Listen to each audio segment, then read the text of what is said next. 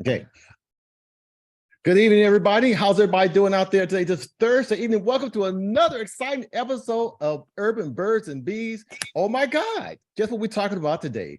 We're talking about the bros and what's up with their sense of commitment and or why they might commit or they may be a little bit slow to it. So I want to thank everybody for chiming in. I am Kerry Neal, your host and moderator for Urban Birds and Bees. And oh my God, this is going to be a ridiculous evening this evening. Ladies, now I would just want the ladies to know that you're in a virtual man cave, okay? You just got a virtual pass to the man cave, which means that you're going to hear our views regarding anything and everything regarding our thoughts and feelings regarding commitment from our perspective. This is also a safe space. So it's not that we're saying anything wrong. You're going to hear how we really feel about commitment, okay? So how's everybody doing? So let's say what's up to our panel. Panel, what's up with you guys? What's up with you? Going on, Kerry? How you doing? Hey. What's up? What's up, Kerry? What's okay, up? So what we're going to do is, and also we're joined by the incomparable Donald Bell as well, who will be our relationship expert, who will also chime in and provide a more macro perspective on the things that you're going to hear this evening. So this should be quite entertaining. So strap in for the next hour and a half. This should be quite the ride and quite the insightful discussion. So, but before we do, we want to dive in and let you know a little bit about Urban Birds and Bees and who we are. Okay, so Urban Birds and Bees is a podcast that provides an emotionally safe space. Our man cave is an emotionally safe space, right? To have honest, healthy, and provocative discussions about dating, relationships, sex, love, self-worth, and personal growth to help you become the best person and the best partner in a committed relationship, and to help you to identify who might be the best fit for you in a relationship, okay? So that's who we are. And the goal of this podcast here is to provide insight on the variables that might go into a man's thought process when it comes to committing exclusively with a woman in a long-term relationship or marriage. I can't tell you how many times I've talked to the sisters and they say, you know, the brothers, they just don't want to commit. They just want to be players. They want out there. Well, you're going to hear a little bit about what our thoughts are about that. Okay. So anyway, so thank you guys for coming in and chiming in. We want to thank everybody on Facebook Live for being on here as well. Let's make sure we got this volume down. Okay. So we're going to tell you a little bit about our panelists right here. First of all, we're going to introduce to you Mr. Anthony Robeson, who is the Associate Director of Operation at Cal State University, San Bernardino. Anthony Robeson, say what's up to the people. Say what's up to the people, bro. What's up, everybody? I'm looking forward to the conversation tonight. So let's go. Yeah.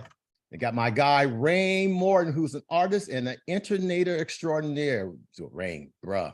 What's up with you, man? Say what's up to the people, man. What's going on? How you doing, man? Appreciate you the invite, man. I'm looking forward to the conversation. Yeah, that's what's up. That's what's up.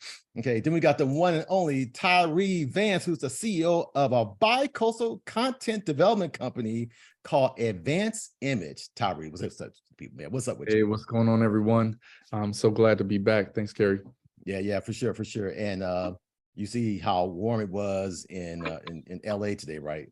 And that brother dressed up like an Eskimo because he's in New York. So it's all about the West Coast. It's all about the West Coast. Okay. Who else we got on here? We got Clint Beck, who's a regional manager for Marriott Hilton Hotels. Clint, say what's up to the people, bro. Say what's up to the people. What's going on, people? Glad to be here. Sorry, we see that he got his party going on in the background. So far, I guess we need a little theme music. No, it's all good and good. Okay.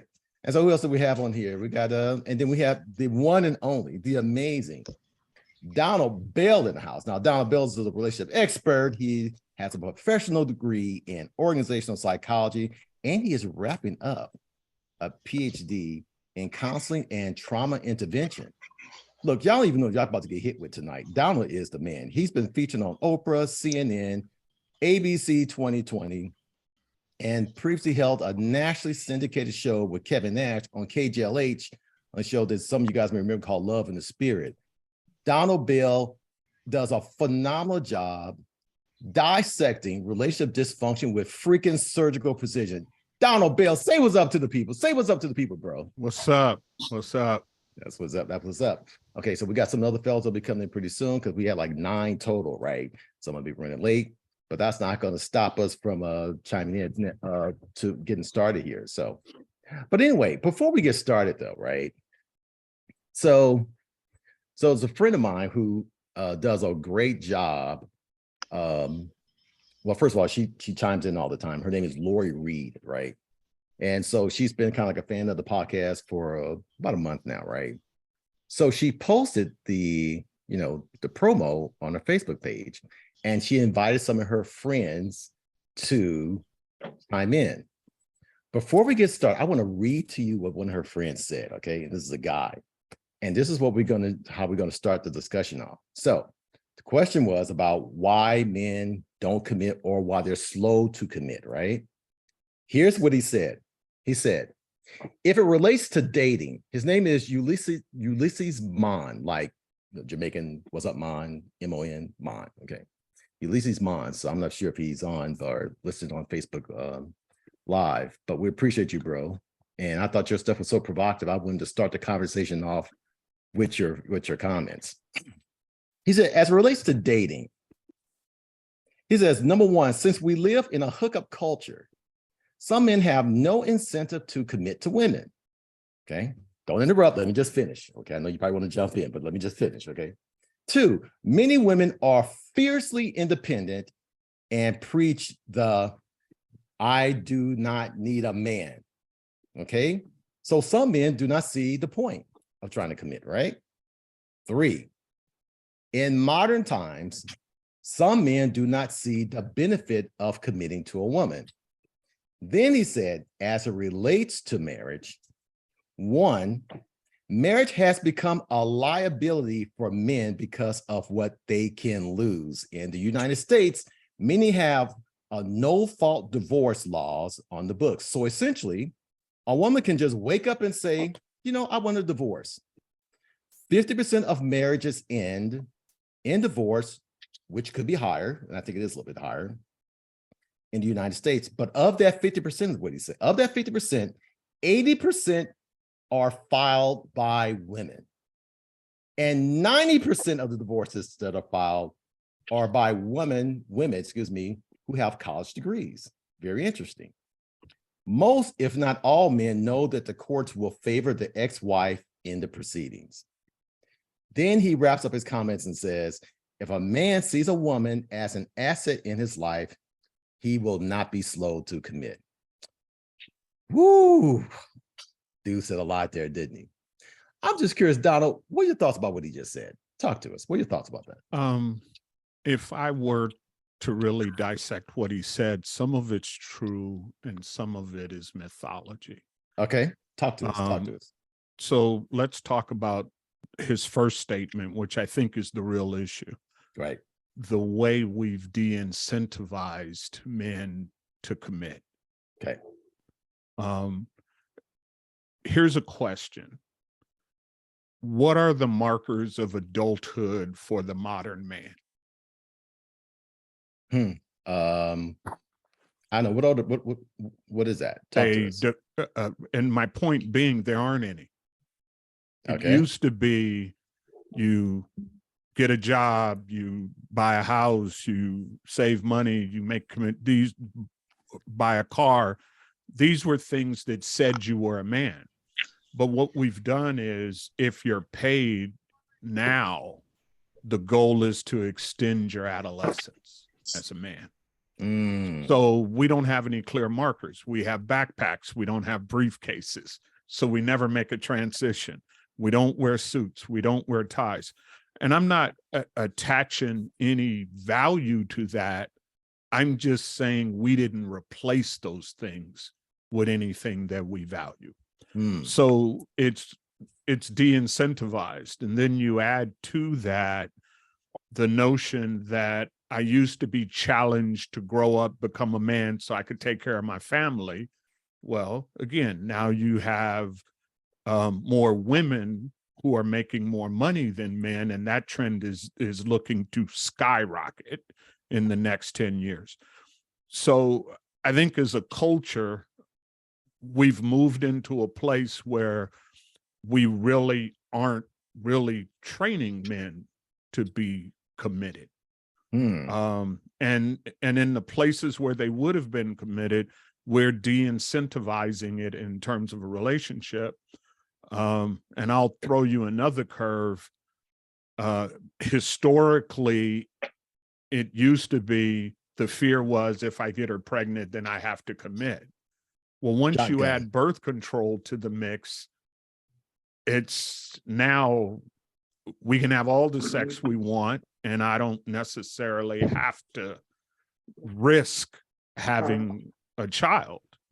So I think there are a lot of dynamics to it, where I would push back on what he said is from the standpoint of he put a lot of it on like women's shoulders as if commitment isn't something negotiated between the two of us. So one of the other things you have to look at big time is what is it about the way that men and women engage currently that hinders commitment from taking place between the two of them, as opposed to just singling out as gender, because now you're saying it like it's all on one side. Well, the truth of the matter is a relationship is a negotiation.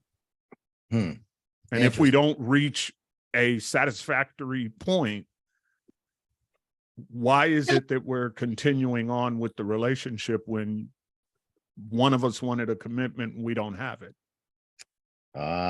Interesting. So Tari, what are your thoughts about what the opening comments were? Don had a very interesting take on that, saying it was called a 50-50. What are your thoughts on that? Yeah.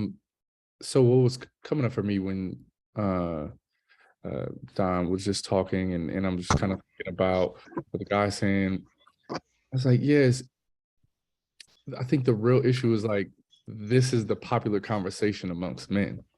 I don't have a lot, like I have friends, I have like, just like, not even a full handful of men in my life that are talking positively, like, oh man, I want to get married, I want to do this, that, and the other.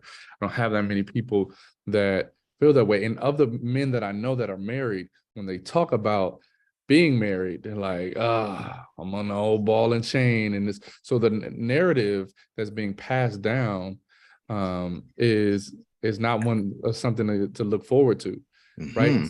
So then I go and I get into a relationship, right? And I'm on that path, let's get married. And then I have like a bad experience. I was like, oh, I don't want to be like them. I don't want to be like them, right? Right. And so one of the things that I also was thinking about is like, man, like we really aren't taught about marriage. We're not prepared. We're not prepared for one of the biggest and most important relationships that we'll ever be in. Right? Yeah, we're just not prepared for it. Yeah, it's almost like we have to go through it and see what mistakes we made, and then we have our higher success second time around. But statistics even suggest that that's not true, that the more frequent you get married, the less likely you'll stay married. Anthony Roberson, bro, what are your thoughts on that? Talk to us. I think, and I want to kind of, piggyback off of what Tyree was saying. I think, being married wasn't a dinner table conversation, right? In the house, right? Right. Like you said, we've seen our parents, if we had a household with two married people, right? And we understood the struggles, the things that happen within those relationships, right? But, as I thought about the questions that he was saying and, the woman making more, I think it's three words that always, come to mind when a man is fear, insecure, and pride, right? And those things pay heavily on a man's mind, right? And commitment is definitely hard because for a woman, if a man doesn't find peace in a woman, he's not going to be committed, right? So a man is looking for peace. When you come home from a hard day of work, that woman that he looks for is that he want to find peace. If you don't find peace, he gonna, be like Usain Bolt and jet out of there. So I think, I think it's really important, especially for men, and as a working with strong, independent women, is they got to understand themselves first, right? They got to understand their pride. They got to understand their fear. They got to understand their insecurity. Because if they don't have those things in check as a man, they will never be successful in a relationship. Ah, interesting. Rain, you got thoughts on that, bro? You on mute, man.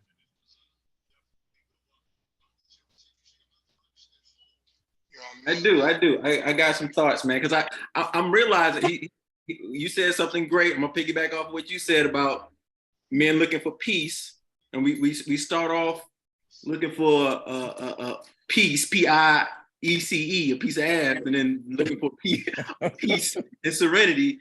And in that transition, we get to discover ourselves. And I feel like in the climate we're in today, we are fully consumed with options, an assortment of options of this, that, and the third. If you don't like this, here's something better. Here's something. It's like it's all around us, dude. From like all the channels on the TV and so yeah, forth. we're constantly in flux with sexist, constant flow of it, and it's a new paradigm that we get to set an audible to, and the old structures of marriage and commitment are unfortunately not the same parables that we get to use today, because we're being influxed with a bunch of different variables, and like the constantly seeing, like I went through a beginning of the year, I went through a social media flush of all the things that I don't need to see and be tempted by. I'm trying to commit to a new relationship,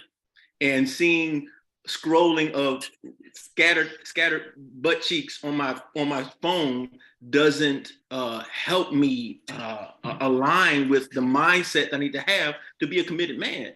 And I thought about it, it's like, wow, like even when I'm not thinking about straying or choosing my other options, it's being thrusted on me. So I got to check in with my spiritual side. I got to check in with my ability to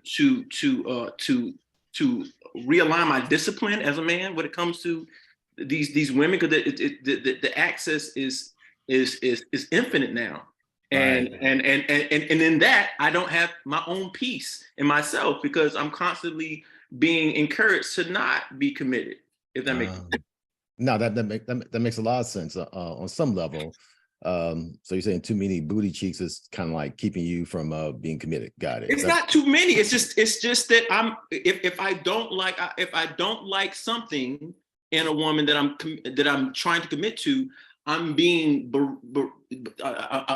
avalanche of other options. You ever dated somebody and, man, if she did this, that, and this, she'd be perfect. And then you meet somebody who does that and this, but don't have nothing else that the woman that you love had. So that 80-20, that's real. The thing that the thing that you think you want, that you think you're lacking in your relationship, there's always an option of being able to access that thing you thought you want, but you'll lose out on everything that you initially had. Yeah. LaShera Bell said, you're referring to this concept called temptation. Temptation. That's kind of like what it is.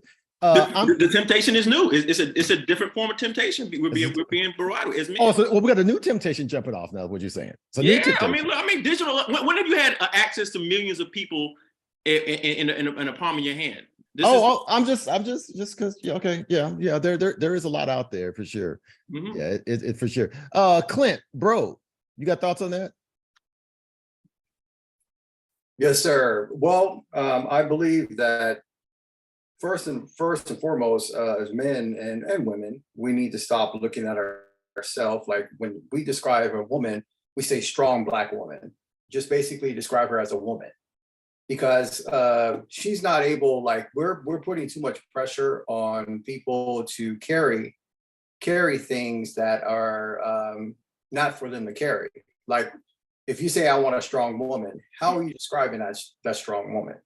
You know what I'm saying? Why is she basically taking all those things, or having all, we say strong, like I need a strong Black woman, or I want a woman that basically can get to know me and I can get to know her. But I feel that first it starts with us as men, making sure that we're together, making sure that we're okay, get into a relationship. Woman making sure that we're not we have to stop measuring, excuse me, I've learned to stop measuring my success against someone else's success in like a successful relationship. Success basically has a successful relationship will have to I would have to pretty much basically put myself out there in order to know what success is. I mean, if we continue measuring success by somebody else's success, then it's just not, for me, it's not healthy. Gotcha. Okay, so that's interesting. But really quick, we have one of our panelists just joined us. He's joined us all the way from the New York, New Jersey area. Mr. Moses Rivers is in the house. Now, just a little introduction of Moses. He's an innovative technologist, a software, what you call it, venturesome capitalist. Venture capitalist, yeah. So this brother's no joke. Look, if you created memes and so forth, you're using his platform. So this brother is he's a serious mover and shaker. And you still single too, right, bro? Yeah. You're still single. So I'm just saying. I'm still single. I told my boys, like, yo, this cuffing season, I'm sitting on the bench. Matter of fact, I'm out the arena. I'm not even Okay, yeah. And refocused. Yeah. I'm gonna come to you in a second, but then we also have Kelly Perrine. So like a lot of you guys remember Kelly from his role on 101 with Flex Alexander and Kyla Pratt. So, bro, can you say anything to us real quick? How's your sound? Can you hear me? Yeah, we can hear you good. Yes. Dude, you're good. You're good. That's what's up. Hello, everybody. Hello, technology. Hello, beautiful. Hello. I've been trying to get this together. I did a TV show with these kids, and I told them that I didn't have a cell phone till I was 35 years old. So this technology is killing me. But I'm glad that I finally got it. I'm glad that you can hear me. I'm glad that you can see me. I hear what everybody's talking about. Man, if relationships were like this technology, this is why I'm trying to get off it. I'm just trying to be heard. I was just trying to be seen. That's all we're trying to do at the end of the day. We're trying to communicate with each other. And a lot of times, my level is off or her level is off or their level is off. And so it's trying to find how we calibrate each other. And the fact that I'm just here listening to, we have an amazing, panel of, amazing, single committed men and women who are listening in and men who are listening in. And so I'm just happy that I can finally, say hello to everybody and chime in every now and again, because what I'm listening and what I'm hearing is that the thing I always think about relationships is whenever they say you have a controller for a television or TV controller, they say whenever you change the battery, you need to change both batteries at the same time. Don't just have one that's low and then put in a full battery. I believe in relationships, you have to have two fully charged batteries. Nice. That are put into a device. Because what will happen is if you have a battery that's at 25% and a battery that's at 100%, the battery that's at 25% will suck the energy out of the battery that's at 100%.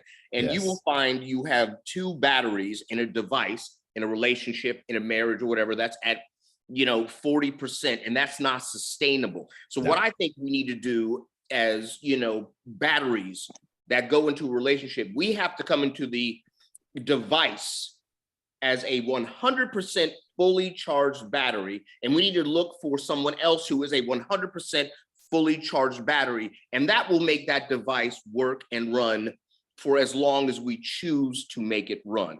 But if we continue to have disparities in what we put into the device, we will continue to have devices that break down very quickly. And then that's why Kelly will not commit, because he keeps running to half-charged batteries. So got it. Whatever the case is. Donald, I'm gonna come to you in a second, but Moses, bro, you want to chime in on that? Yeah, I actually want to pick up what Cedric said. When there's so many options and there's that, I want to say it's like that spirit of comparison, right? So like I got you, but like if there's an old saying that says Mrs. Bus, next one, 15 minutes coming, right? Or was that from a rap song? I think it was a rap song. But like, okay, I can have you for now, but if you're not exactly what I'm looking for, I can get another one. And there's that false sense of there's always better, Right. you know? But on the other side, there's certain men that want to commit, but it's just not it. And they either don't know it or they realize it and they don't want to leave that relationship for whatever reason. Interesting. Donald, put a cap on this for us so we can go to the next question. Give some summarizing thoughts about that. One of the things about particularly that battery analogy that Kelly gave about half that. Well, I'll circle around that. One of the things that we have to be mindful of is we're talking about commitment like it's an absolute state you can start from. You can't start with commitment. You earn the ability to commit.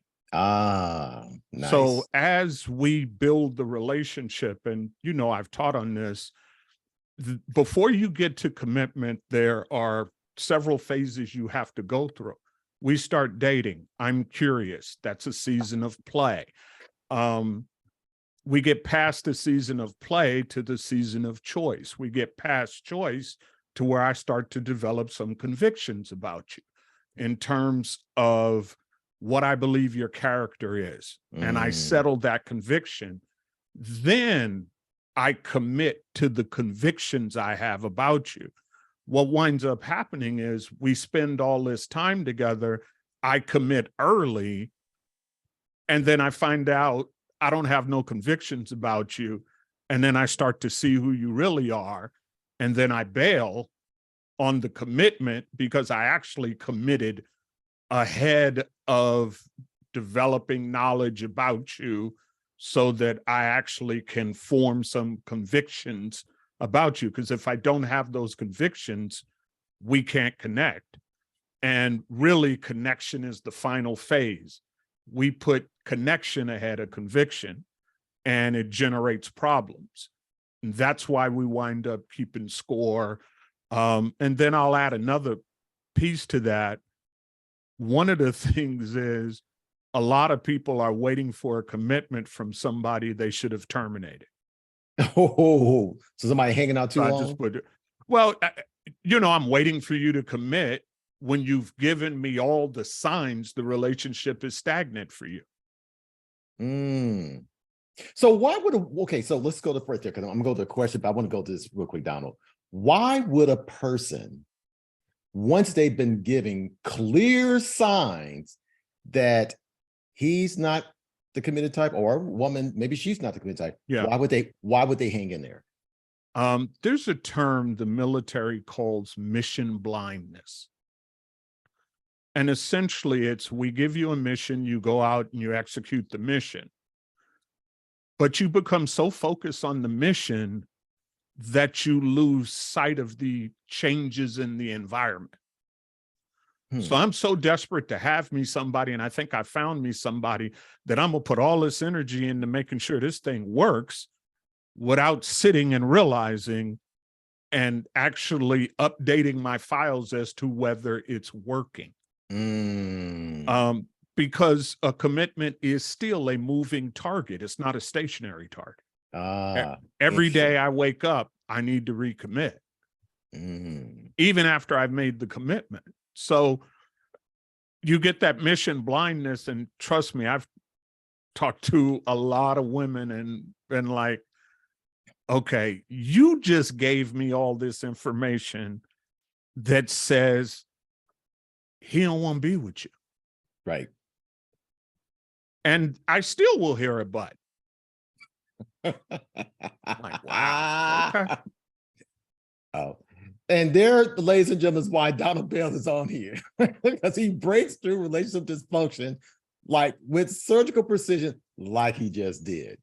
Very insightful. Okay, so we're going to go to a question now. I think this is one of the last questions on my, I have like this little cheat sheet, you guys, and I call questions. But I'm going to ask this question next, because I think we need to get this question out the way to kind of set the tone. Okay, gentlemen, are there any of you on here who believe that monogamy is not natural? Do you believe that we were created to have more than one woman? So the whole idea and concept of being committed to one person is utterly ridiculous. Do any of you believe that? What are your thoughts on that, Tyree? Talk to us. What are your thoughts on that? I don't know if we're just made that way. But I think one thing that is really huge proponent of that is like our lived experiences, right? So like, what are your lived experiences in relationships?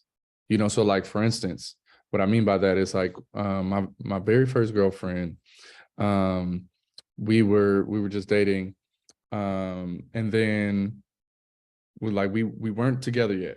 We're just dating, and then we went to the same high school and all this other stuff. And then at some point she was like, hey, if you want to be with me, we need to make this official. But like, you could still do your thing, just don't let me hear about it. And that was my entry into dating. So when I say like, those are my experiences, like that experience painted like, oh, okay, so this is a possibility, right? Because I also saw like marriages in my family, and none of them were good. So I was like, so hold on, I'm gonna go back to something. So the girl that she said, well, be committed to me, you can have your stuff. Was she saying essentially that you can have a side piece and be with her? Is that what you're saying she was saying? Yeah. Okay, I just want to be clear. Got it. Yeah. Go ahead. Just don't get caught. Just don't get caught. She said, don't let me Don't hear bring it about back home. Don't let me hear about it. Oh, she might hear. Okay, wow, interesting. That's verbatim. Wow. Interesting. I didn't even ask for that. You know, that was just here. I'm just curious relative to then, if that's the case, and this might be someplace we may need to explore. She was asking for a commitment that she then defined as a non-commitment. Yeah. So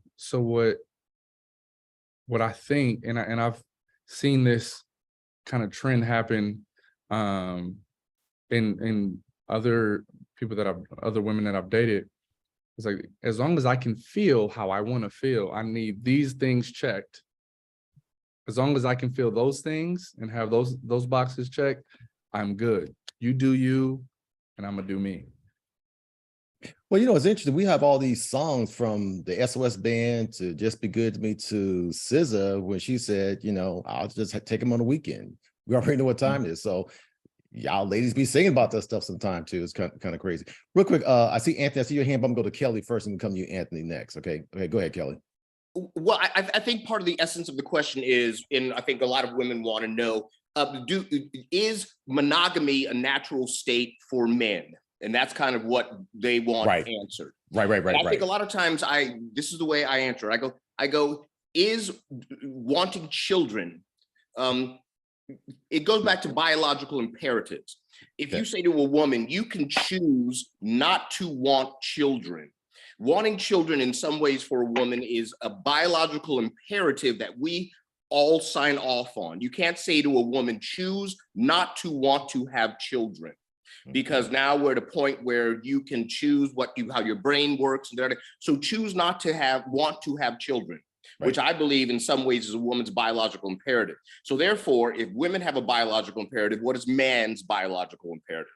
And a lot of times monogamy, I don't necessarily believe is a man's biological imperative.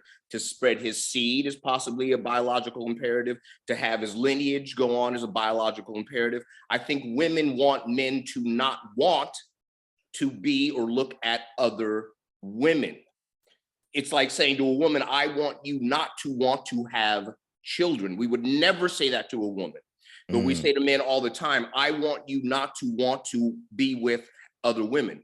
You're allowed to go ahead and override that biological imperative and not be with them, but that doesn't mean that biological imperative does not exist. So do men have the ability to be monogamous? Yes. Do we have an imperative that when we see somebody, we go, I want that? It's like telling someone who's gay, hey, turn off that imperative to want to be with that person. It's not something that they've chosen. It's not something, our biological imperatives are not something that we're chosen. So therefore, if we can accept the fact, and I accept the fact that women biologically want to have children, the vast majority of them, then there has to be a biological imperative for men. And I think a lot of it is to spread their seed, to be with other women, to do all that, although we can override it if we choose. A lot of men, however, in this day and age, have the ability not to have to choose that, which is awesome if you want to be with more than one person, which the vast majority of men do. Now, if you commit, you shouldn't, because you've committed to override that, but that doesn't mean that that imperative does not exist in my belief. Gotcha. Can I go ahead, dive Donald. into Go that? ahead. There are 10 biological imperatives. This is research, so I'm a nerd out for a second. That trump what's called conspecifics, and conspecifics trumps reproduction on the list. Conspecific means that in order to reproduce, you need a gene pool.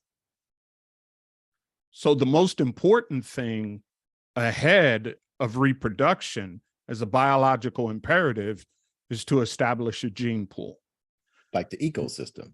Like an ecosystem. Yeah. And essentially, it's potential people you can actually mate with. So that's conspecific biological imperative. So we need to form groups that give us an actual gene pool. That's a sociological function. The reproduction is the next one. Let me throw this at you. Sex is not a biological imperative. Reproduction is. Sex is a manifestation or a tool for how you get to reproduction, and is affected by cultural dynamics. So my desire or imperative to reproduce, going back to what our brother said, right? Men's biological imperative is to spread their gene pool. That's their biological imperative. Now, that biological imperative has to exist in an ecology that allows them to do that. Now, here's where it gets tricky. We look at it as the act of sex and conception. But the biological imperative is to spread your gene pool by getting it from birth to adulthood. It's not just to spread the seed and do conception. The imperative, and you see it in every species, is to put the next generation in a position to survive. When you start to look at the effort that salmons put in to go upstream to mate, you start to look at the fights that bears have, lions have, rams, and all the complicated ways that the animal kingdom has figured out to spread their gene pool. It's not just so you can have sex with the female of the species. Yeah. It's so that sex can lead to building generationally.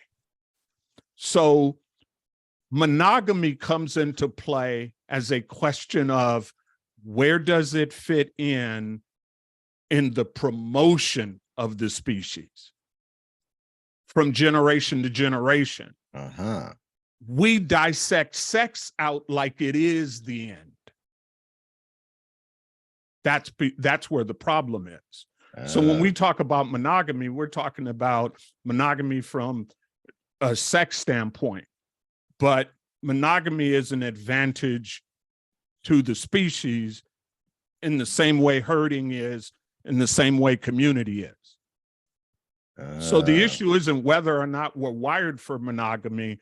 The issue is, what role does monogamy play in our survival? So that's why Future and Nick Cannon got all them damn kids. Got it. So that's what's up. All right. Gotcha. Yeah, I can't speak to that. Okay, but now you just broke it down. Yo, Anthony, hey, bro, you got your hand up, man. You want to chime into this? Talk about the monogamy thing. Go ahead, bro. Talk to us. I wanted to kind of, when you say monogamy, are you talking about Being economically? exclusive with one, that you would be committed to one woman and deal with no other woman, that you're only committed to one woman Okay, so At a time. at a time. I'm asking, is it at a time? At a time. Well, so the thought would be, to the degree that you are able to be with one woman at a time, through the while both persons have mutually agreed to consent only to one another. Okay. well, to answer the question, I think economically, men tend to want to commit to one woman as far as where their money is going, you know, because marriage is a financial institution first, to me. Sexually, not so much. But financially, yes, monogamy is normal. To Okay, answer your question, just to answer your question on a basic level. Okay. So Moses, what do you think? What do you think about that, bro? All right, so I'm gonna have to go to my Christian upbringing, and monogamy being supposed to be the standard. You know, by beginning was Adam and Eve. But then you get into other things where Solomon had how many wives? So, but for me, it's monogamy. Yeah, and it's possible for a man to just be with one woman. Interesting. Rain, you got some thoughts on that, bro? Yes, I do. I feel like I think when it comes to monogamy, I think we get to normalize and get comfortable with customizing our relationships. A lot of our relationships come from what we saw our parents doing, what mama did to daddy and daddy to mama, and what we see on TV. You'd be surprised how influenced we are by what the relationships we see through media. And I think in order for us to really be successful in some of these relationships, we got to start boldly customizing it. Like, let's sit down and have these real honest conversations, like some real intimate conversations, and really customizing what it means to cohabitate, to what we see our finances being, how we interact with the world. Because you've been in a relationship one-on-one and it's great, but then we get out one-on-one and the world, and it gets kind of tricky.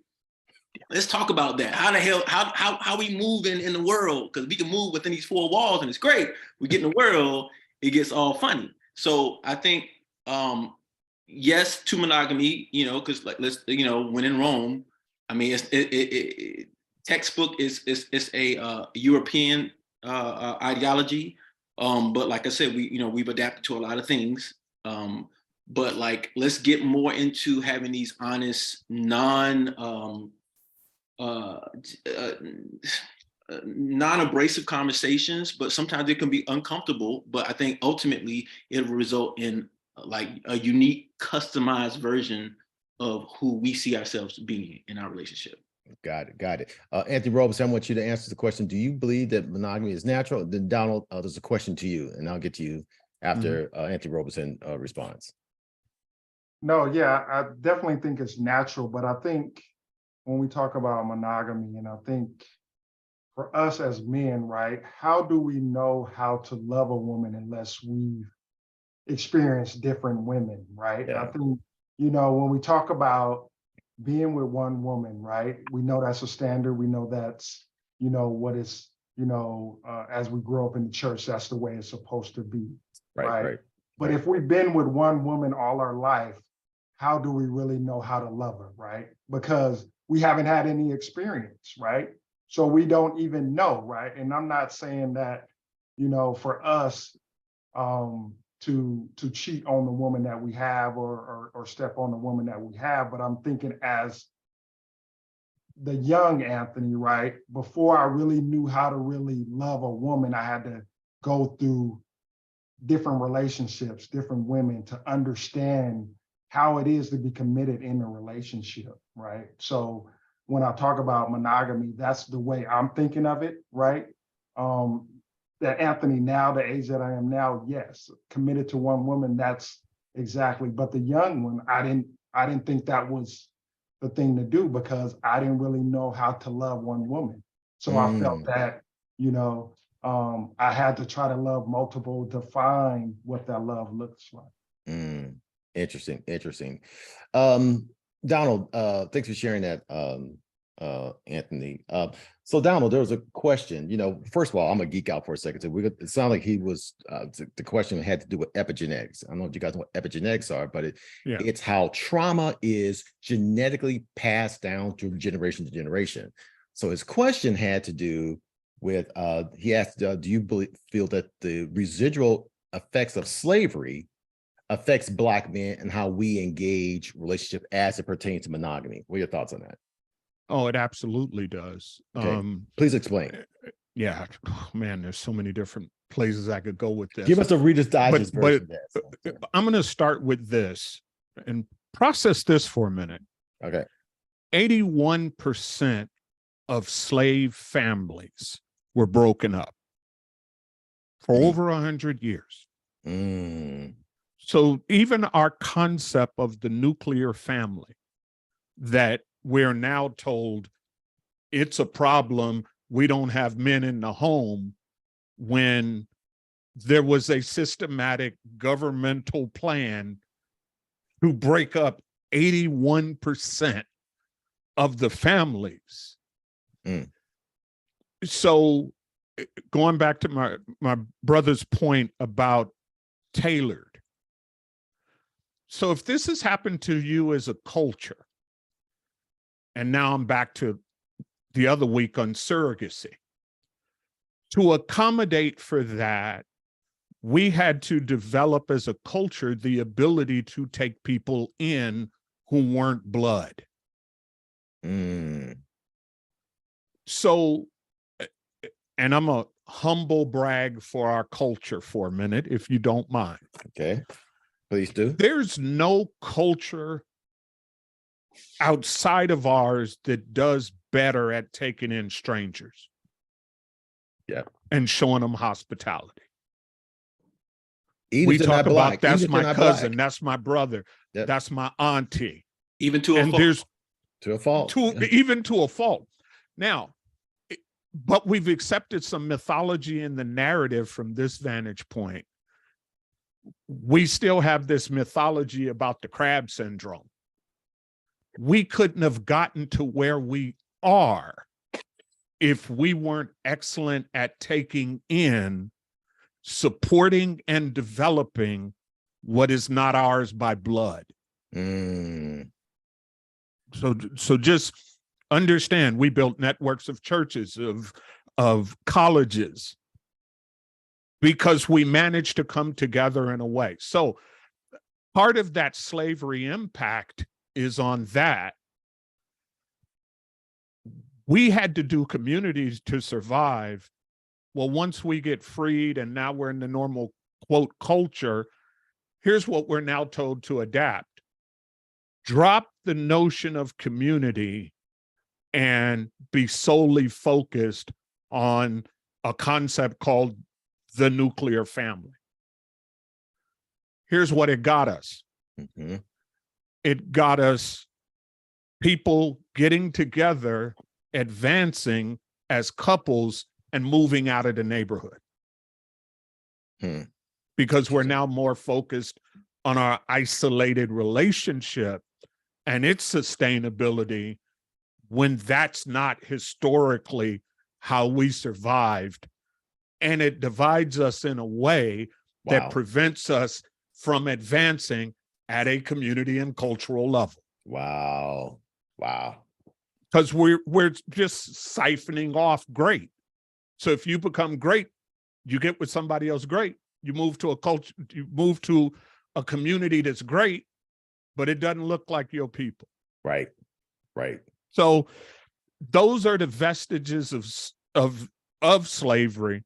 And then again, you tie into the epigenetic part of it. Right. You start to pass on fears. Right. You start to pass on concerns. You start to pass on medical conditions.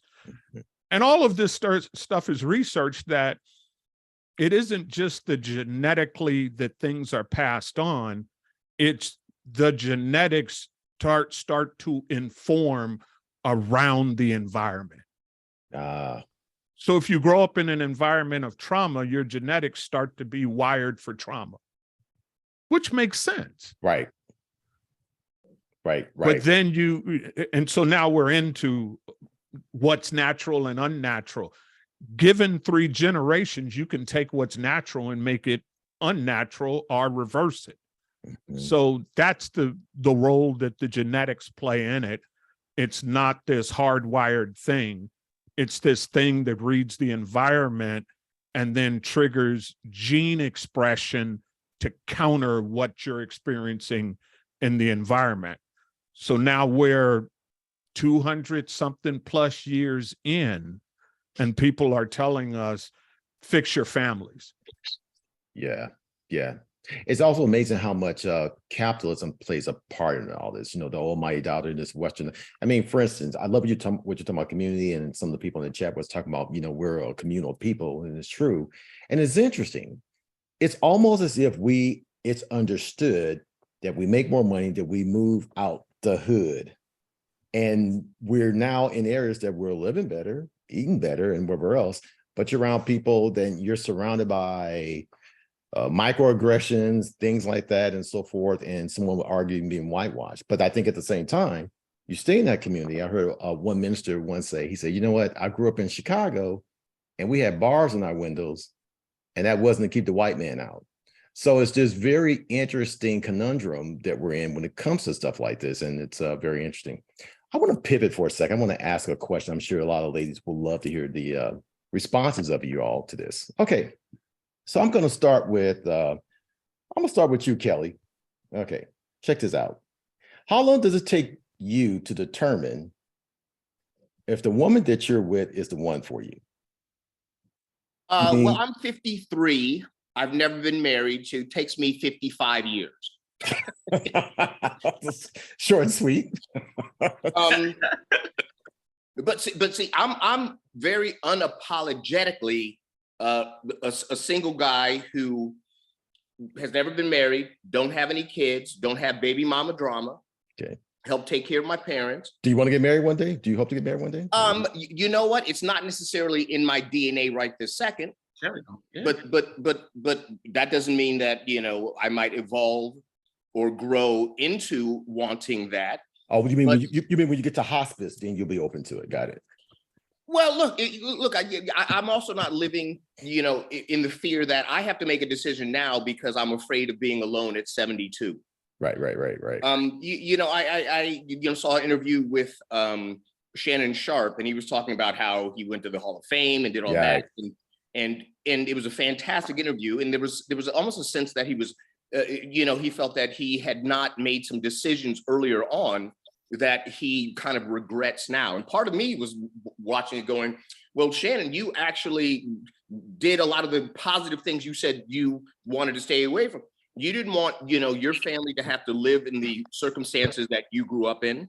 You didn't want to have children that you would resent. You didn't want to have 2 or 3 baby mamas. You didn't want to have 2 or 3 broken relationships.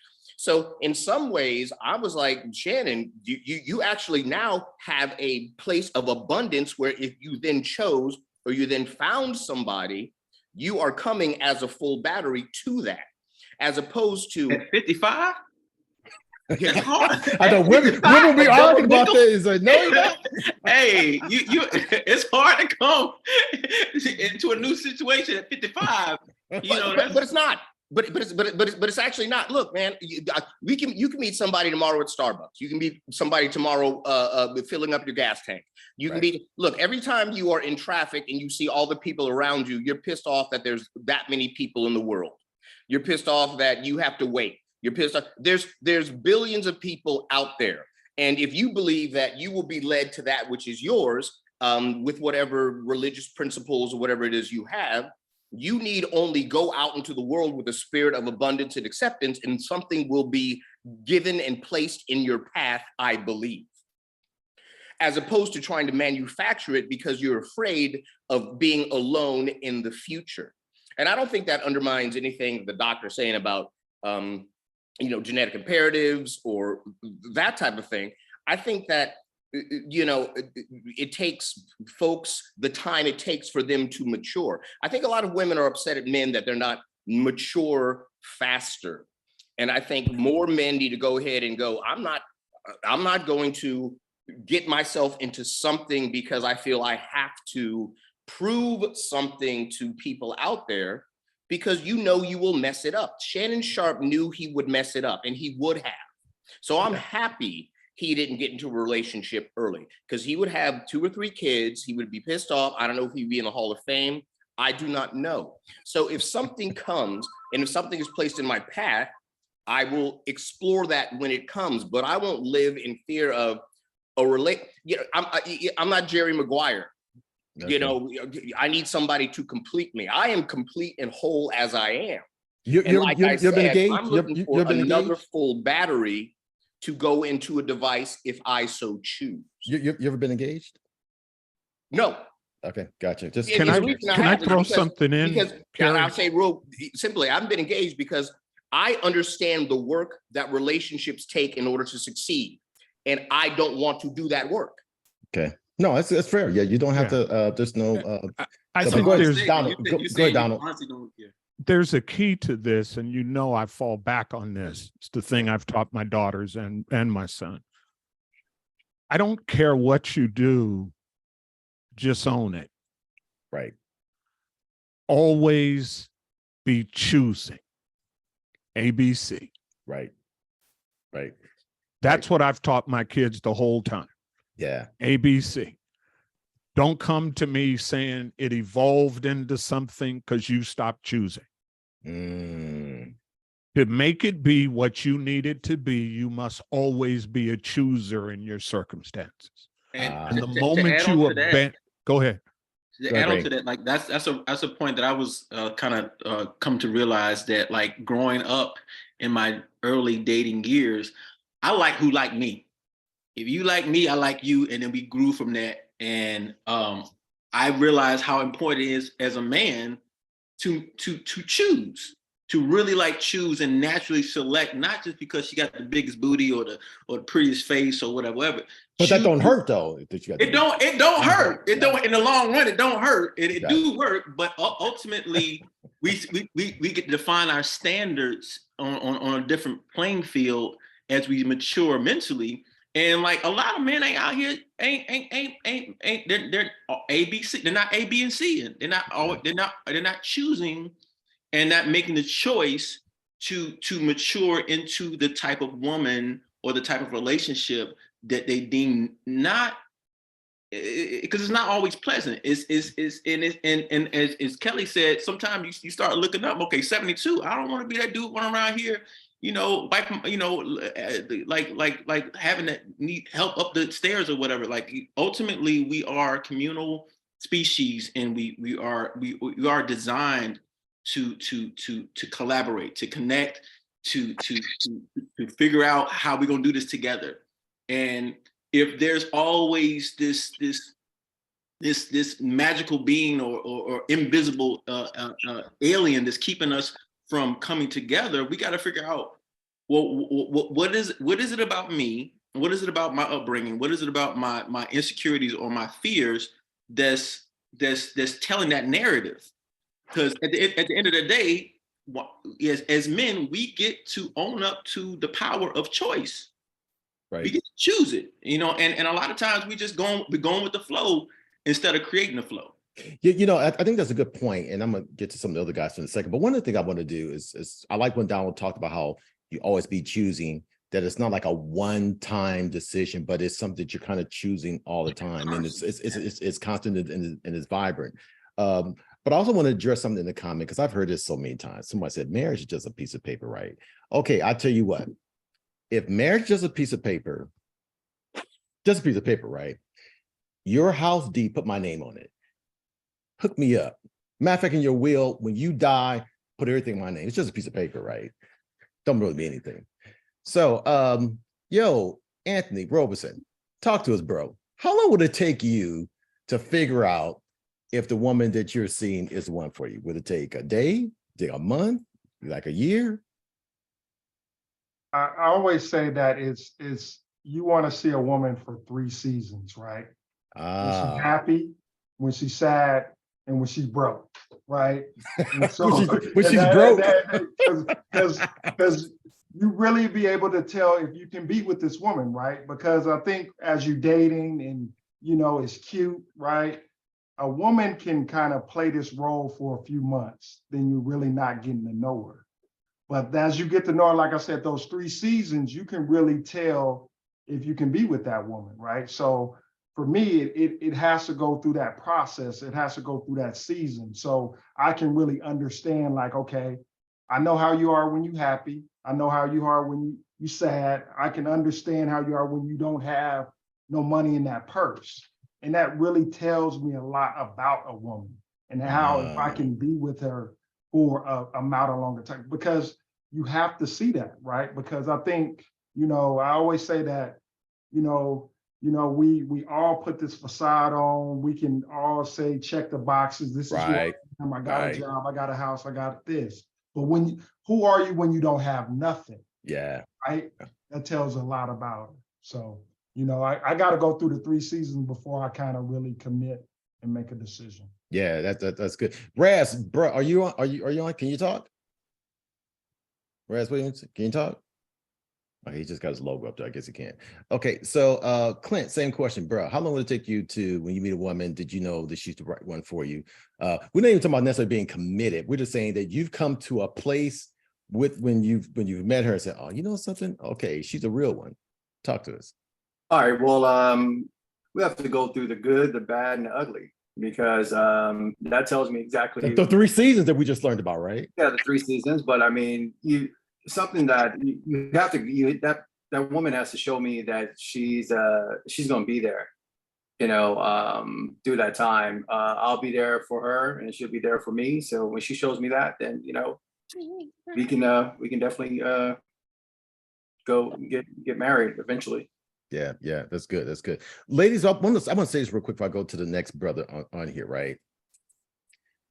This is a kind of like an opportunity of a lifetime. You get to hear men talking what they really feel about commitment. A lot of you all hear about men and how we get down from other women. They don't really know. I'm telling you, this is free. Thank you. I mean, you're welcome in advance. And then we topped it off. We got the freaking Donald Bell on here just breaking it down for you, geeking out on us, breaking down all the stuff on here. And she was even Kelly Perrine. We even brought some star-studded flavor up in here for you to help break it down. Oh my God, what more could you ask for? Anyway, Rain, how about you, bro? What are your thoughts? My thoughts on how long? Yeah, how long? Like you meet a sister, whatever else, and so forth. And so she is a sister, right? She is a sister. Hey, look. Hey, yes, absolutely. If you're not a sister, we're about to let's see. How do we end his? No, dude. No, at the end of the day, I'm joking. Eight women of color. You know what I'm saying? I'm currently. Whitney Simpson said. She said immediately. I believe in dating a woman through the book of Al Green. Good, bad, happy, and sad. It's levels to all this, man. And I think there's no time limit to the commitment. But it's got to make sense, man. Especially not even the commit. Hold on, I'm not even the commit where you actually ask her. I just want to be. But how long do you think it takes you to know she's a real one? I think I want to deal with her.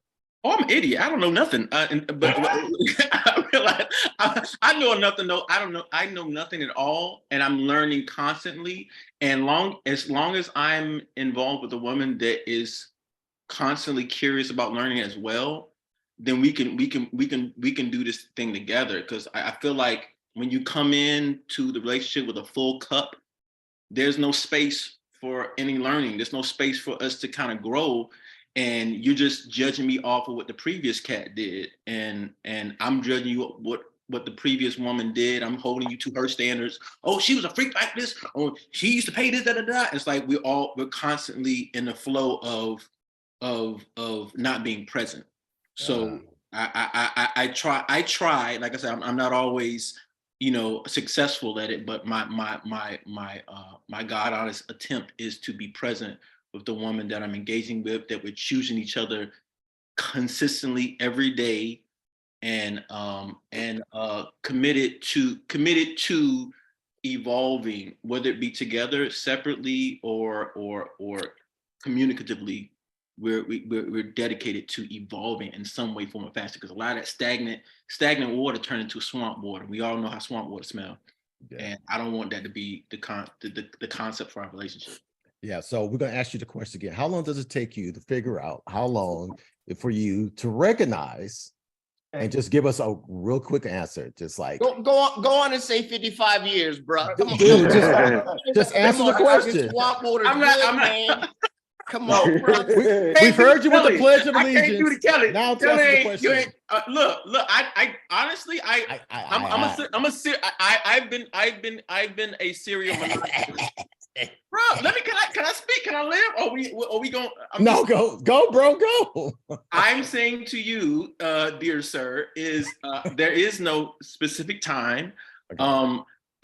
I've been guilty of feeling too many feels too soon, and then allowing those expectations to lead. I'm like, oh, you didn't let me know that you was that kind of person. I find out later on that, oh, this is some different stuff. So I'm learning that I'm taking more of a time myself to kind of really understand the dynamics, because I used to be super quick to be like, all right, I can make it work, because that was ego.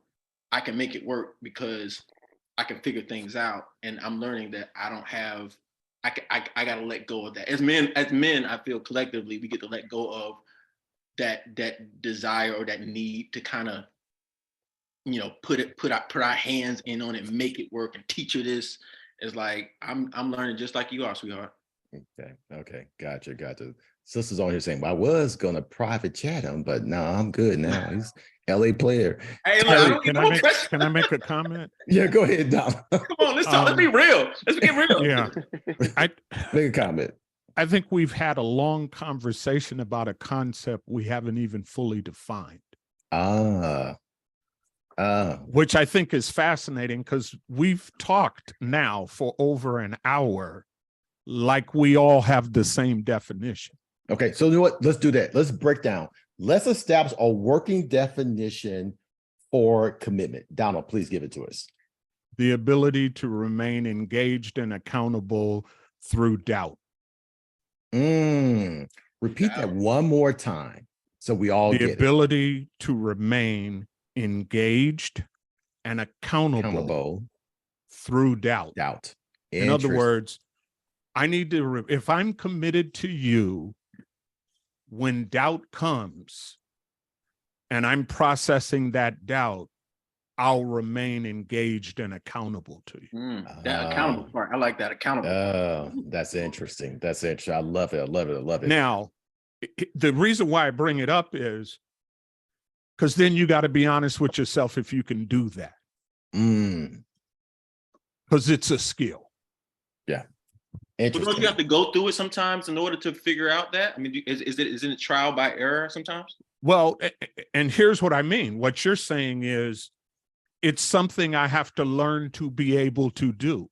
So for instance, I had a lot of relationships where I was like, okay, I'm trying to talk to you. You ain't listening. I'm going to just check out and do the slow fade. You'll pick up on it that I'm done eventually. Yeah. And then I realized that's not going to help me when I want to commit. So I've got to build the skill set that when it comes time to commit, I have the skill to process what I'm going through and not check out till I see that it's okay. Nice. So I can be engaged and I can be accountable, but I can also tell you I'm working through something and I'm processing something. So I have some doubts in this, but I'm not going to withdraw. I'm not going to give the order for the submarine to dive and I just go deep undercover and I'm processing it without. And then when I rise again, you're caught all off guard because I'm coming out of left field. Yeah. Real commitment requires that you remain engaged and accountable. Now, when I say engaged and accountable, I'm talking about at the level we're doing relationship, not engaged and accountable like I'm your husband, because I'm not, right? Our boyfriend, our fiance. All of these are different levels. So I'm gonna remain engaged and accountable for what a boyfriend who's dated you a week would be. Or I'm gonna be engaged and accountable for somebody who's been engaged to you for a year. Whatever it is, there's a level of accountability and engagement that I have to keep bringing even while I'm processing my stuff. If you can't do that, you can't commit. Dude, you are helping so many people right now. And I want to say this too. I may be the host and moderator for this, but you might as well see me in the audience or on the panel too, because I'm learning too. I by no means have arrived. So I want you to know that while I enjoy, facilitating all this, I'm still trying to like figure everything out as well. So thank you, Don. You broke it down. Cedric Houston, sir, you got your hand up. Talk to us, bro. Man, Mr. Bell, that was super powerful what you just said, sir. Yeah, it was. Yeah, I just wanted to chime in and it took me a week. Let me just be very, very clear in terms when I met my wife, I knew, but I was very strategic in terms of how I went about doing it. And just to give the audience full context, I took a long sabbatical to get together. Because I came to a point in life, I'm like, yo, all this stuff that I've been doing in terms of relationships, it has not worked. It has not worked. So let me do something different. It came to sabbatical. That took me some time. So I stopped doing everything that I've done in previous relationships. So I went into, when I met my wife, I was very upfront. Hey, this is where I'm at. This is what I'm about. This is what it I'm not into the game plan, none of that. And in that, it's been a process. And I would tell anybody, it's work. It's and I work on myself every day. I tell my wife, ooh, I work at this every day because I have 4 years in experience of how I was prior to meeting you versus than I do now. But it's that does not give me the right to move and operate in a way that's disrespectful to you and our relationship, as well as myself. But in that, I would say my wife and I, we serve as mirrors to each other. It's a reflection. So it's whatever on within me, it's going to come up in a relationship to where I got to ask myself, why did I get this feeling? Where did this come from? Where did this stem from? And in that, you start talking about historical trauma, experiences, things in that nature, right? And in that, it requires a level of humility and vulnerability in order to be in a relationship of that matter. But hold on, that's deep because dude is married. Some folks think that I need to do all this work until I get married. So when I get married, essentially, game over, let yourself slide or whatever case is. Bro, you say you are still working every day and you already got the prize. Dude, every day. Okay. No, it's getting married is signing up for work. Yeah, I mean, I would say to anyone that's in any type of Greek organization, it's easy to become a member of said organization. It's work after you cross and in that organization. So anybody can get a relationship. That's kind of easy, But staying in one, that requires a lot because you got to get over yourself, in real time. And it's you have to do it in a way and be cool with it. And I don't move and operate with my wife trying to do some reciprocation. What I do it for me because it's the right thing for me. And how to deal with that information, process that information, and move with that information in terms of dealing with me, that's completely up to her. And yes, we're joined at the hip, but make no mistake, we're on two different journeys. We're just choosing to embrace each other and be partners in our individual journeys. And we, like I said, we talk. And like I said, we real cool. And for me, I have a very strong, dominant personality.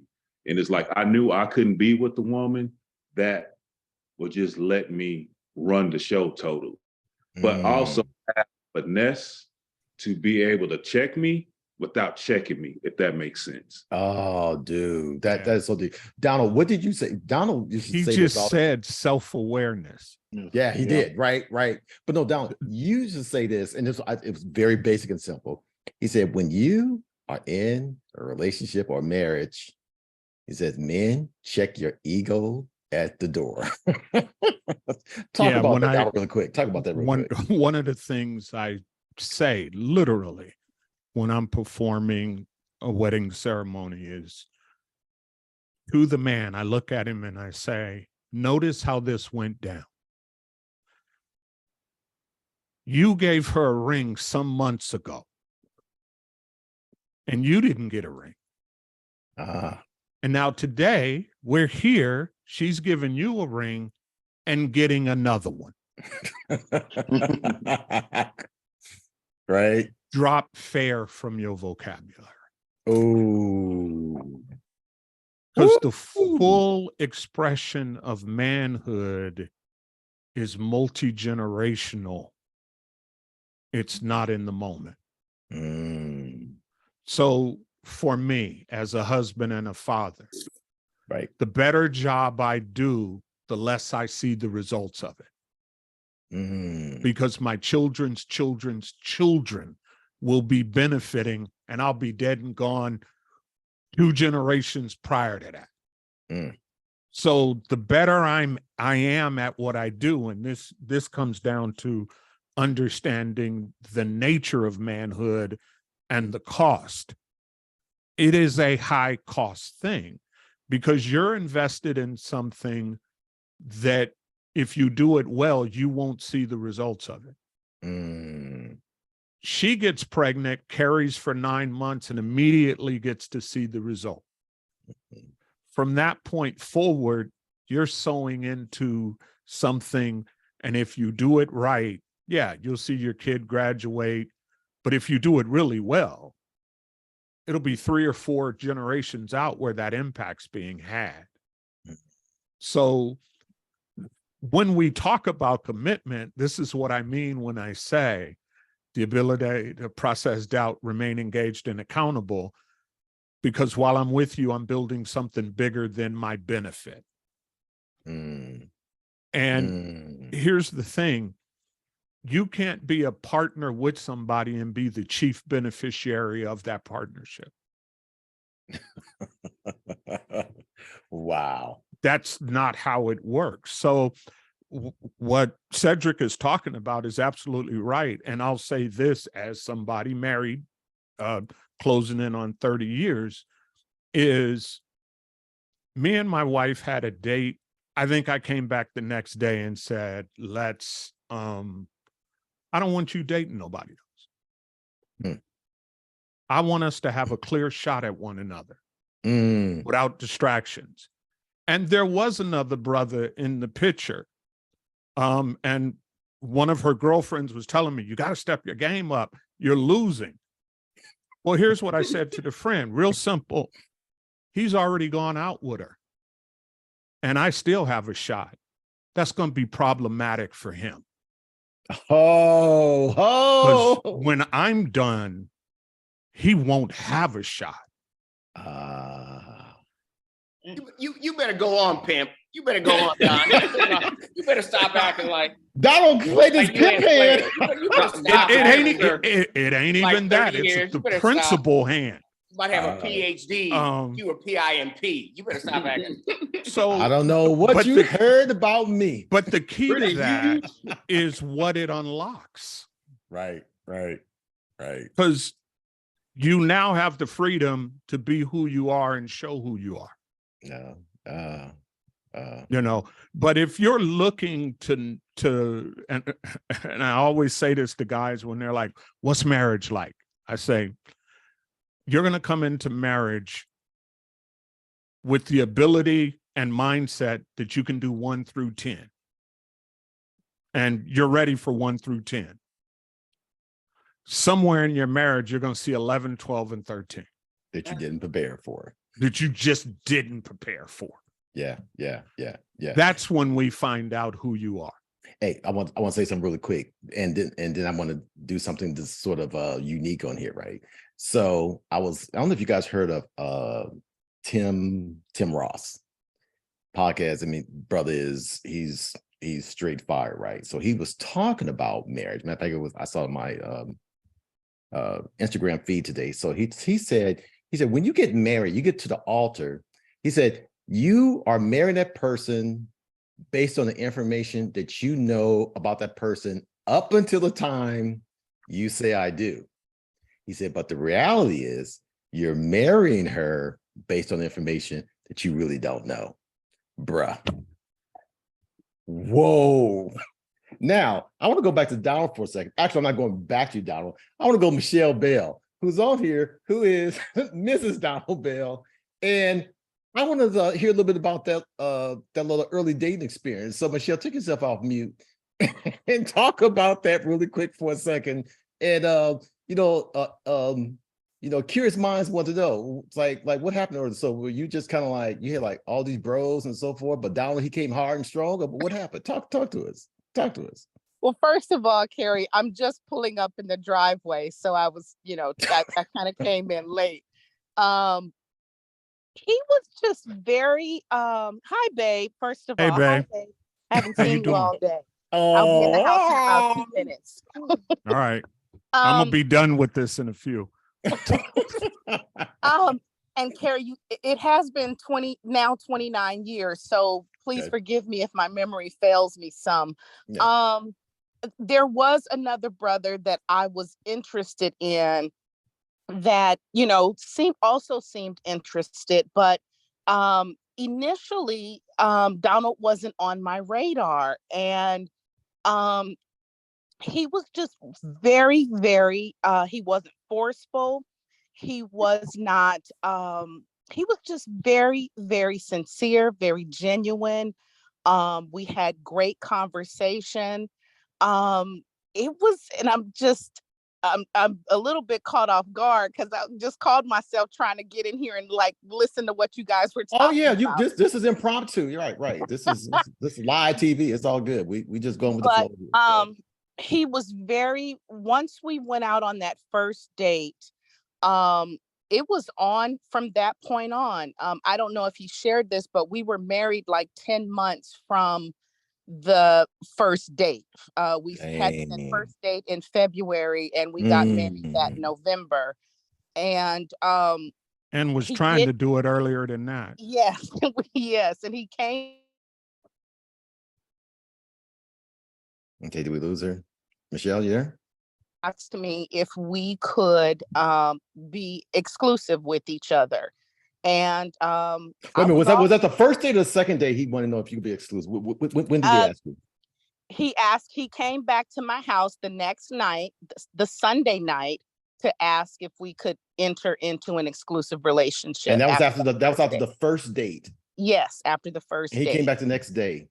Mm-hmm. And you've been married 29 years now. 28 this past November. So November of this year will be 29. Yes. Wow. And I still love him and like him a whole lot. Nice. So, yeah. And the feeling is mutual. Yeah, most definitely. Oh yeah. So Donald, he's trying to work it for tonight. I see you working, player. I see you. Cut it out. Okay. So go ahead, Kelly. Go ahead, bro. Let me say something. I heard a couple things. Okay. We were talking about people were talking about different seasons. Right, and I don't know why y'all keep saying 3 seasons. Y'all, there's 4 seasons. In between summer and fall. Stop it. 3, gotta see him. Y'all, there's 4 seasons. There's not just 3. I'm in film and television. Right. And we all have seen movies. I would say to a lot of the women out there, You know, Miss Bell said something that he was not on my radar, but he was probably in her orbit. So a lot of times, whenever you see a movie, I would say look for a third act guy. We've seen so many romantic comedies that at the end, they go to the prom, the girl takes down her hair and they go, it was them all along. Yeah. Why did it take this hour and a half of a movie? Because you weren't attracted to them from beginning. So the type of person that you keep saying you want that is probably in your orbit right now, but you have not evolved to a point where you recognize them as somebody that could be good for you, because your attractive mechanisms do not put these men that are out there that are for you, that are friends, that are already doing everything you say you want. You put them in either friend zone or some other zone, and you're not going to take them out of it. Say that, Kelly. Talk about it, bro. Kelly said it was So if you want to go ahead and keep talking about us evolving, and we're trying to evolve into recognizing the people that are already treating you the way that you say you want to be treated. You know, as how many times I've heard, I'm looking for my best friend.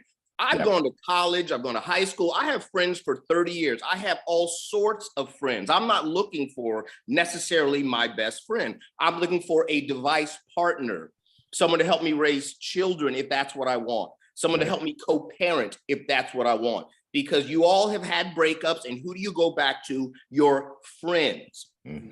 So there's probably somebody in your orbit, ladies, right now who you didn't recognize, the same way Miss Bell probably didn't recognize the good Dr. Don, but once she did, that's who she's been with for 29 years. So maybe look around in your circle, look around in your friends and go, let me take one of these good brothers out of friend zone and give them a chance. Okay, so I want to piggyback on that for a second. I want to go to Moses and then Tyree. Okay, so peep this out, right? I'm going to say this. I said this on one of the other podcasts. I'm going to say it right here. It is way too many of y'all single mofos out there. Y'all know all these other men and so forth. The person that's probably for you is somebody that you already know. Oh my God. In your freaking orbit, as Kelly just talked about, it's somebody that you already know. And they're in the friend zone, and probably because, well, I dated his friend back in college and so forth, and they're married now and so forth and whatever else. And you got all these stupid rules and so forth that's keeping you on the single strip all this time, when all you have to do is just open your eyes like Michelle did, and you be married 29 years as of today or this year. So anyway, Moses, bro, same question to you. Yes. The time right, that you, so the time that varies. you meet talk to what's up? It varies because it could be, in my thought, it could be the first week, or it could be 6 months later, all depending on how authentic the courting or relationship is. So you saying it could be a week to 6 months based on how authentic the experience is, or what determines that? Yeah, no, it depends on the experience, because everybody's different. So you're not going to get the same reaction or the same, chemistry with somebody else. But the thing is, what actually Kelly said, and then Dr. Don actually commented on, knowing yourself helps you eliminate that faster. Knowing exactly what you want and always making those decisions, making those choices, it helps you know what you want. You can weed them out faster. Yeah, that's good. Tyree, bro, what about you, man? Yeah, again, there's no time limit. I agree. It's important to know myself, of course, but also I think somebody else said it. I think it was Cedric, something that he said that really was powerful for me. Is he was like, this is where I'm at in my life, and this is what I want. And so when we're clear about that for ourselves, and then also communicate that with a woman, then that kind of makes things move faster as well. So it can be I was engaged before, and I proposed at 8 months, the 8-month mark. You know what I mean? Nice. And so it was just and then also there were major life things that were oh, she's showing her character through the ups and downs within the time period as well. So it kind of made it easier to make that decision as well. Nice. Okay, so we're running short on our time, but what I want to do, I'm gonna go around to each of the panelists, and Don, I'm gonna wrap up with you to give final thoughts, right? Okay. Particularly, I want you to, well, I'll get to you and I'll tell what the question is. So we're gonna start with you, Rain. So here's the question. We're gonna wrap up with this, right? So what scares you about commitment? Nothing scares me about commitment. Nothing scares you about it, okay? No, yeah, I tend to really be aware of my relationship with fear as a whole.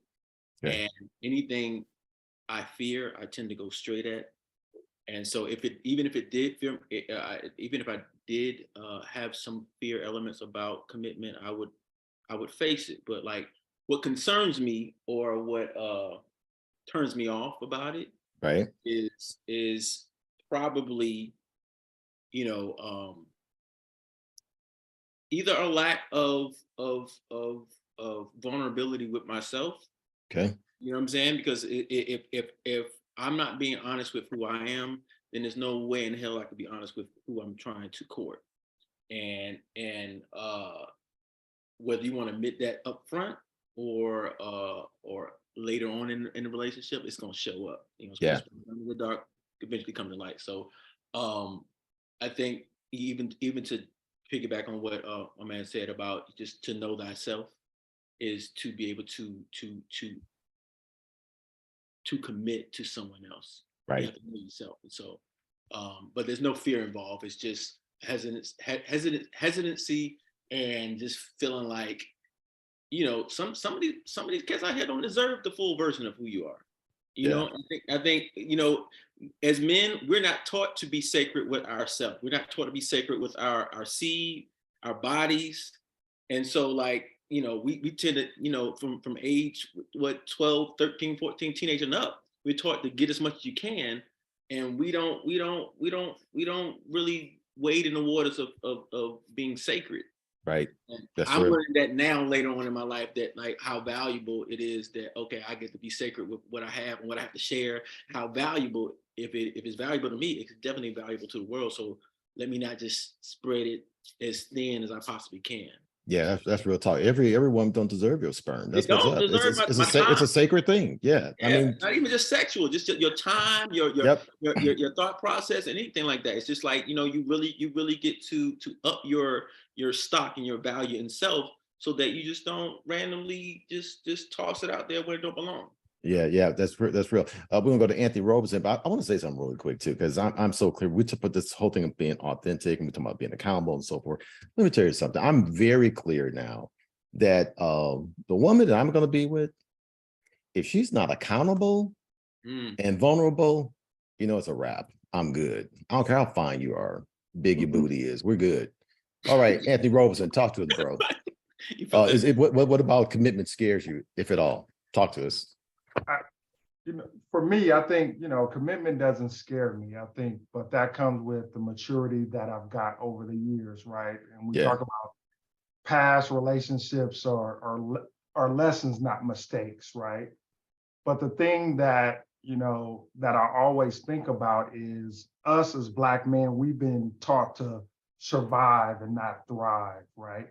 So thinking about, do I have to survive another relationship, or can I thrive in this relationship, right? So I think that's very important when you're thinking about, a relationship. Like, I need to be in thrive mode, not trying to make this relationship survive. And I think Don really talked about it, like being engaged, being accountable, and also I think it's two words, and I think that goes with that, engaged and accountable, is communication and consideration, right? Yeah. When you're talking about, a relationship and being in a relationship, right? Because I think for us, we was talking just like knowing how to communicate. And even a woman, like, I don't want to have to read your mind. Tell me what's on your mind. I don't want to have to try to be, Cleo or whatever, and try to look in a crystal ball and try to read your mind, right? Let's communicate. Let's learn how to communicate at that level. And then also, I'm gonna be considerate of you,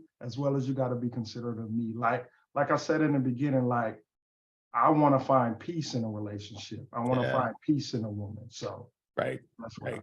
I No, that's what's up. That's what's up. Tyree, same question, bro. Commitment. I'm gonna say it as like I want to be like everybody else a little bit and be like, nah, I ain't afraid of commitment, but that's just not that's not true for me. I think because at first I was like, yeah, nah, I'm good with it, but I had an experience that exposed me.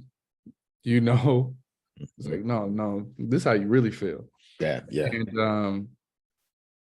And I worry if I'm enough.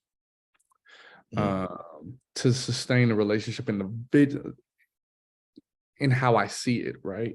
Sure. What a successful relationship looks like if I have to sustain that. Sure, right? sure. I have fears about like being like my dad. I fear about like repeating the cycles in my family. Those are things that are really real for me that I'm like, I want to get it right. And so I work really hard to work on myself and understand what I come with and communicating what I come with. Like, hey, this is a trigger for me.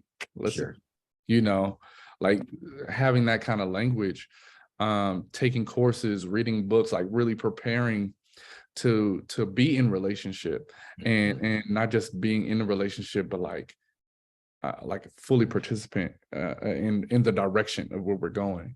Like there's been times where, I was backseat or passenger seat driving in a relationship and I was like, I don't like where we're going. And then I hop out, you know what I mean? Right. But the slow resignation, kind of like what Dr. Bell was saying earlier. And so there's those things that definitely show up for me as it relates to like the type of relationship that I want to be a part of that will lead to marriage or anything like that. So those are a few of the things that come up for me.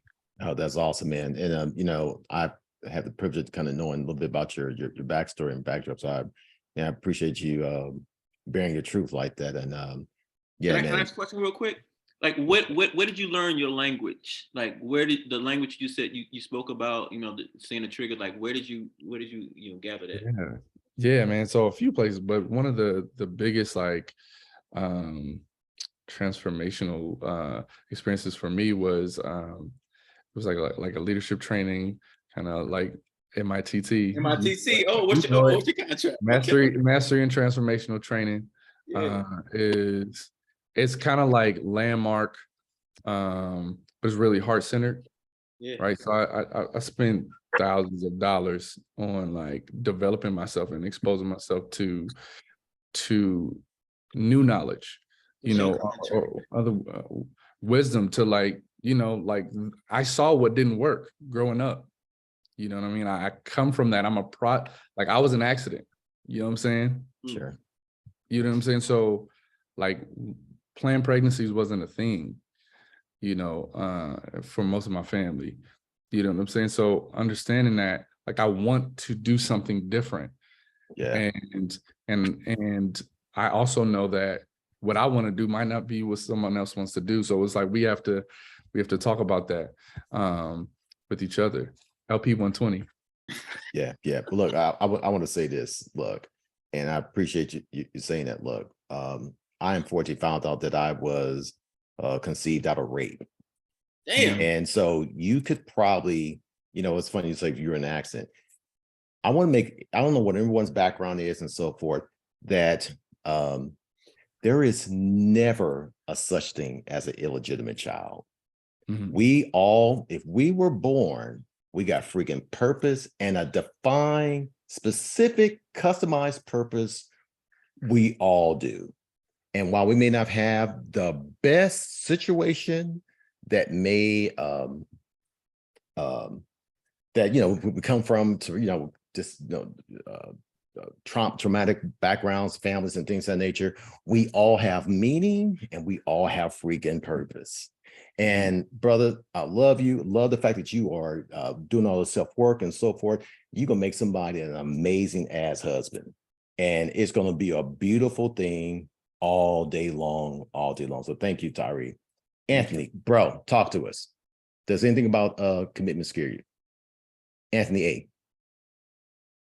He's like, oh, with Anthony, right? Go ahead.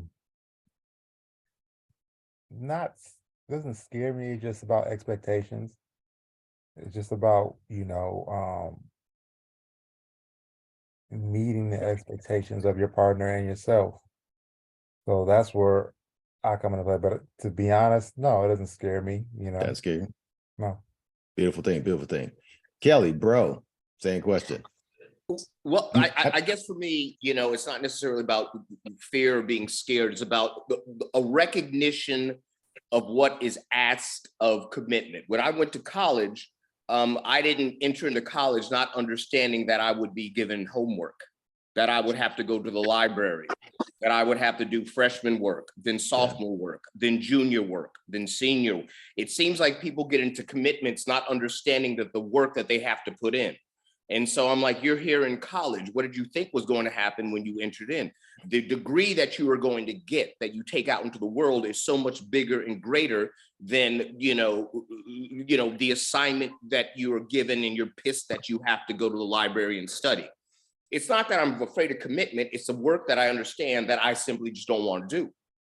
Now, if I get to a point that I do want to do the work, because when you get into a commitment with someone, you get in front of God and country and all that and say, I'm going to put this person in first position and make sure that every decision I make, they are considered in. I'm not going to do that until I know that I'm ready to do that until death. So until I'm ready to do that until death, I'm not going to do that. And I'm not going to lie to anybody and say I'm going to do that. Yeah. So it's not that it scares me. I understand what it entails, but until I want to do it, I'm going to stay out of it. And I'm going to be completely honest with people about what it is I have to offer and what it is I will and won't give. So if that changes at 55, at 60, at 73, I will encounter it and I will decide and I will put in the work from that second on, if that's what it is I so choose to do, and find somebody else who has that same understanding. Yeah, this is awesome. Okay, thank you for sharing that, Kel. That's pretty deep. Moses, bro, commitment. So I used to be scared of commitment. It wasn't so much of the committed part; it was committing to the wrong person. So like Tyree has seen some of the same fears and setbacks that kind of put a negative thought of commitment on me. But until I did the work, and then I realized, you know what? I don't have to settle for this, and I don't have to settle for less than what I really want. But I have to figure out what I wanted first. And then once I did that, it was just easier. And that helped me, weed out, okay, this relationship's not for me. This is cool, this is okay, but everything that's okay isn't good for you. Everything that seems right isn't right for you. Yeah. And then I had to come to that, and come to that knowledge. And so now it's just like, no, once I find that right person, I'm gonna be intentional in pursuing her, be intentional in courting and getting married and keeping marriage going. So yeah. And so you're open to some of this West Coast opportunities out here too, even though you're on the East Coast, right? Yeah. I'm about to travel now that COVID's over. Okay, cool. That's what's up. So, okay, ladies, the brother's single. And Clint, we're gonna wrap up with you, then we'll go to Donald for final comments. So, are you afraid of commitment, or what scares you about commitment, or? I'm not afraid of commitment. I was fortunate to have both parents in the household that talked to me about relationship. I had my dad, which will sit down with me and tell me about how to court a woman, how to be a husband. So I saw my parents in love. I saw my dad court my mother. I saw my dad have couch time and he mentioned couch time, and I'm like, what the heck is that? And he's like, well, couch time is for you. For him and my mother to talk about life and the lessons that basically unfold, to talk about what they're going to do, how they're going to set up life together. I've seen them go through a lot. I've seen my parents go through the good and the bad and the ugly. I always say that because that tells you what kind of person they are.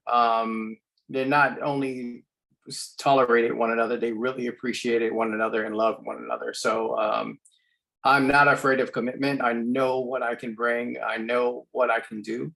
I'm very confident with self. I do leave room for the woman to be the woman in the relationship. So I'm confident in that. And I'm not afraid to make the commitment at all. Period. Nice. We're gonna wrap up with Donald. I want to say something. I just made an observation, and ladies, I want you to kind of hear this. These are multi-generational men from their 20s, 30s, 40s, and 50s. They are on here, and they're bi-coastal. Neither man on here has an issue with commitment.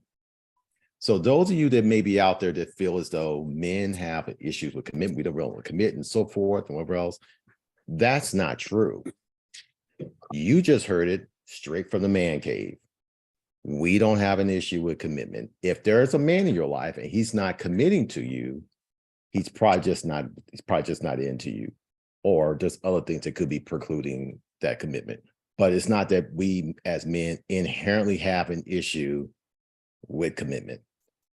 Donald, one thing I want you to, however you want to wrap up is fine. But one of the things, Donald, you've been counseling for a long time. If you could add within your final comments, what have you found that why men struggle or have struggled with commitment from over the years of you doing your counseling with a lot of bros over the years? Talk to us. The communities they put themselves in.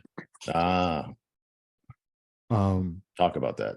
One of the things that, and I consider myself a builder of communities. I did it with singles ministry at Faithful Central. Yeah, I built a church. I did it before that with another ministry. So I know how to build communities. And one of the things that I'm deeply concerned about is, how do we communicate from generation to generation? I'm talking about men specifically, that there is a community standard. One of the terms I hate that worked its way into our community is the concept of the hater. Because we've actually moved this to the point where the hater is anybody who's calling you out on your stuff. We've gone like, okay, yeah, there were haters, but now anybody who says anything that in any way is questioning you in terms of the community standard is now hating your game. So for me, I would like to see us move to a place where we understand that within our social groups, whatever it looks like for men, that there's a community standard, so that I understand whatever I'm doing with the woman isn't just between me and her. Whatever I'm doing with her, I'm accountable to these other men in my life. And it isn't just, am I wrecking her or not, or how she feels like she's been treated, but we actually have a standard that's higher than what your expectations are. So for me, that commitment thing, the guys in my community commit, and they all do relationship like I do in terms of, we ain't getting out. We're in. And you will have to leave me to end this. So for me, it's the brothers that are around you. And again, that doesn't mean that you don't have moments, but you have brothers who will hear you out and then throw you out. Like, go back. It's like, got it. Unfair. All those things. I'd be mad. Take your too. ass back home. Exactly. But get back in the game, homie. You haven't found the story that excuses you from your accountability. So for me, I would love for us to begin to really move to a place where with men, we have a community standard where we look at each other. And it's fascinating because we have it for almost everything else. Yeah. Yeah. You know, not to go too far off, but think about when any of us as men say, that's an OG. Here's what we already know. If he's an OG, he deserves honor. That's just in our code. Right. There's a community standard. We all gather together and we all honor the brother who has lived at a certain standard. Mm-hmm. We need that to not just be something in our sports. Right. It needs to be in our homes and in our communities. So that would be my wish list on that. Hill Harper had a book out. It was called Conversations. But one of the things that he said in his book, he talked about this issue of the bro code. And he talked about how, like, we will be cheating. We know that the homie is cheating. And we may go to him and say, yo, man, that's not cool. You should, like, whatever else the case may be. But there really is no accountability within our community, within our man cave, within our of us as men that would say, dude, stop that right now. You are destroying our community, starting with your household. That we've got to do a much better job keeping each other accountable to a higher standard. And like Donald said, you know what? I know you're frustrated, not fair, got it. Now go back home. Take your ass back home and deal with that commitment that you made to your wife. That's what we need. If we're going to see some magical stuff happen and see this downward spiral, just vortex that's sucking the life out of our community and of our kids, and talking about the future, we gotta, as Donald said, we gotta throw people back in the ring. We want to thank everyone for joining us this evening for Urban Birds and Bees. Everybody take yourself off mute. Give our panel a big round of applause. What's up? That's what I'm talking about. So I want to thank all the gentlemen who've been here. I want to thank all of you who have joined us, even on Facebook Live. This has been quite a discussion. Funny, insightful, sobering, enlightening, and absolutely transparent and vulnerable. I am Kerry Neal. I'm your host and moderator for Urban Birds and Bees. Please follow us on Instagram @_Urban Birds and Bees. You'll see it in the chat for those of you who are on Zoom.